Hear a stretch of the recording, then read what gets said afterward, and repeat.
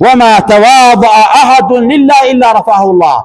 هیچ کاتێک بەڕاستی ئینسان بە تەواضع کەمی نەکردووە خۆی بەکەم بزانێ لە بەرامبەر عەبدەکانی خوا کەم بێ و خەڵک بەکەم سەیریکان. نەخێر، ئەم تەواضعە پێغەمبەری خوا ئافەرمێت ئینسان کەم ناکاتەوە، شخصیات ئینسان کەم ناکاتەوە، بەڵکو ئینسان بەرز ئەکاتەوە، خوا بەرزی ئەکاتەوە.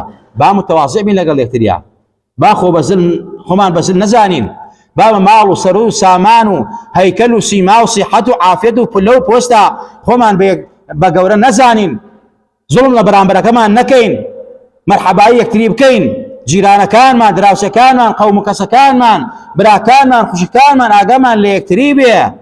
ئەزیزەکانم، هەمومان وەکو یەک ژیانە بینە سەر، وەکو یەک ڕۆحمان هەیە، وەکو یەک ئەمرین زیندوی ئەبینەوە. لای خوا کێ گەورەیە؟ متەقی و لە خوا ترسان.